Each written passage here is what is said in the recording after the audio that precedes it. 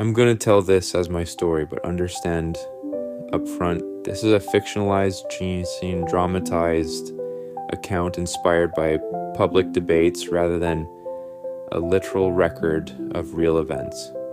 Because sometimes the best way to explore controversy is to walk through it from the inside. So here goes, I'm Elon Musk, and when people say the word Doge in this context, they think of memes or jokes or chaos. But for me, it began as an idea born out of frustration. The same frustration I felt looking at rockets that cost too much, cars that waste energy, systems that move slowly because no one dares to challenge them. And when I was asked to help think about government efficiency, I didn't see marble buildings or committees. I saw codes that hadn't been refactored in decades. Budgets bloated not by evil intent, but by inertia, and processes so opaque that even the people inside them couldn't explain why they existed. So, Doge, as people later labeled it, started as a provocation, a question disguised as a project. What if we treated public spending with the same ruthless clarity we apply to engineering?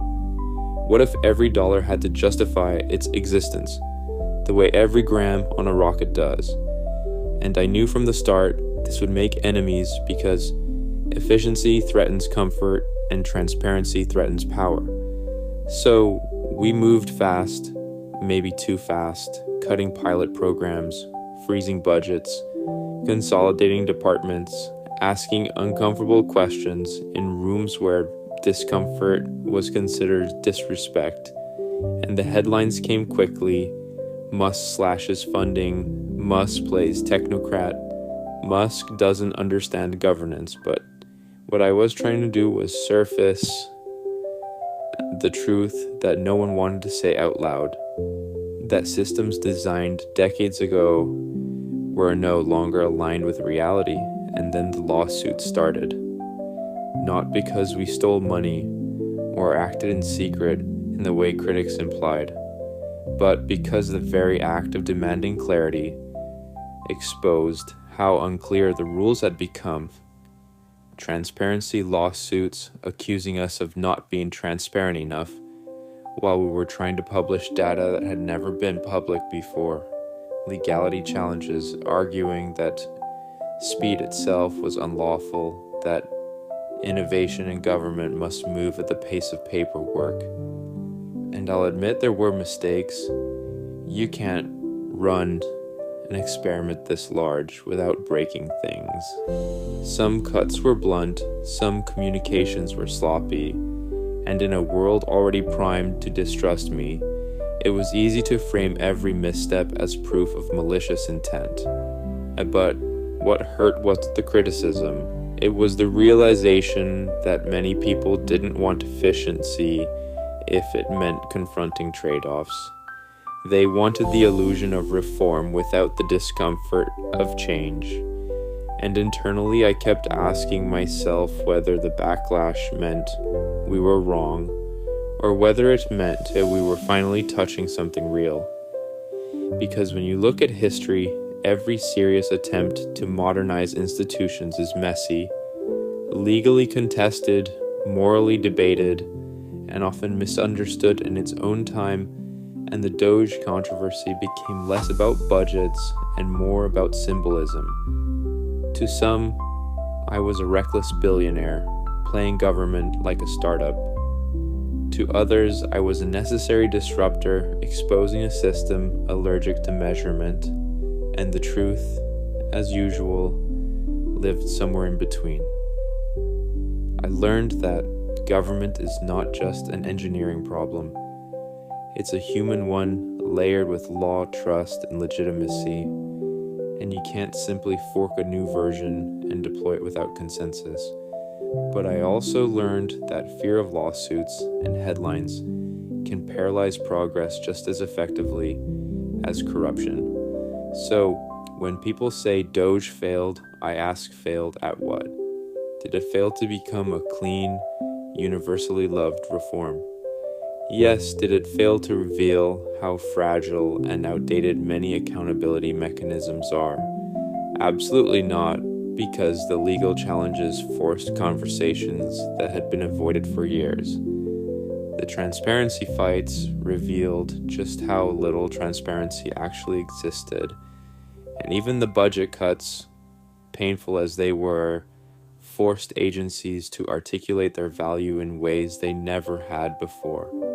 And if there's one thing I want people to understand about my role in all of this, it's that I didn't come in thinking I had all the answers. I came in thinking the questions were no longer optional.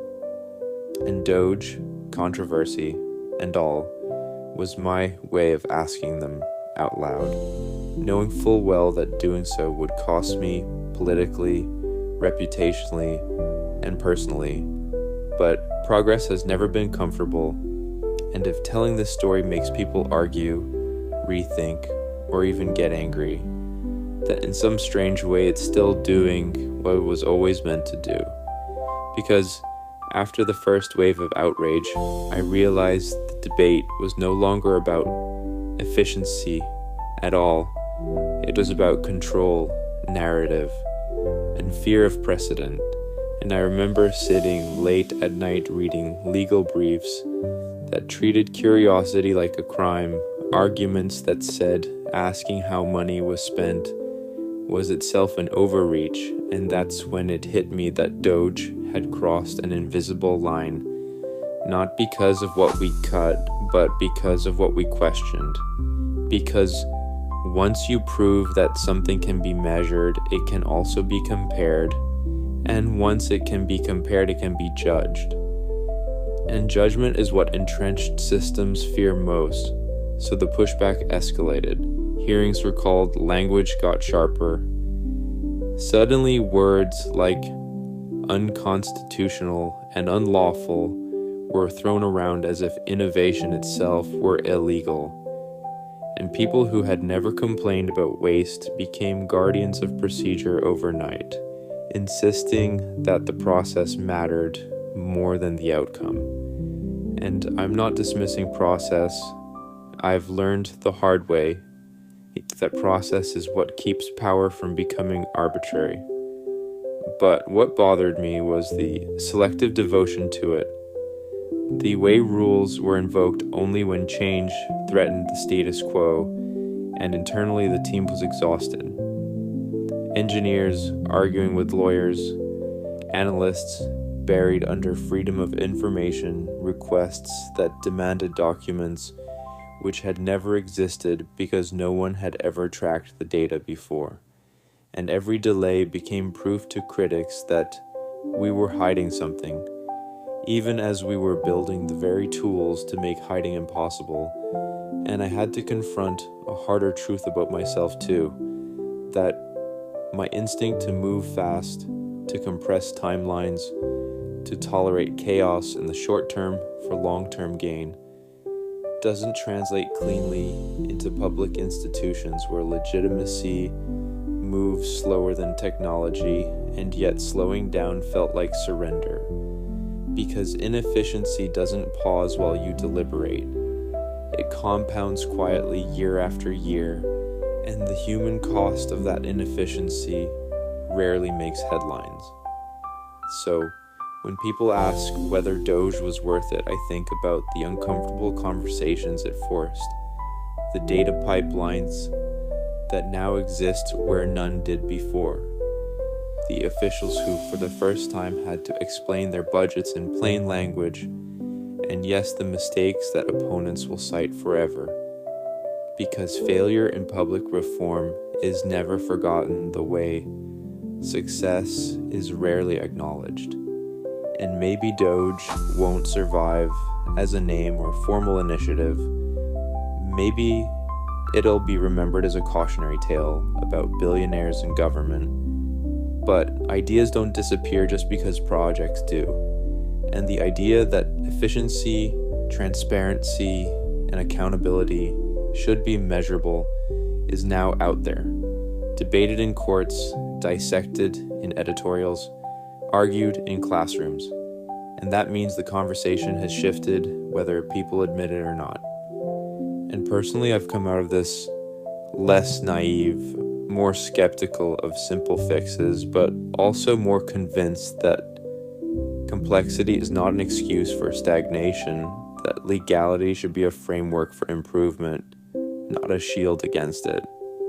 And if the price of pushing that belief into the open was controversy, lawsuits, and being cast as the villain in someone else's story, then that's a price I was always going to end up paying, because the real inefficiency would have been staying silent.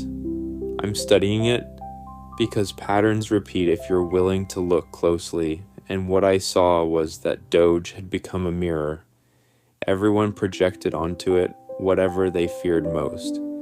Bureaucrats saw obsolescence, politicians saw loss of leverage, activists saw privatization by another name, and the public saw me, which meant every argument collapsed into a referendum on my personality rather than the substance of the work.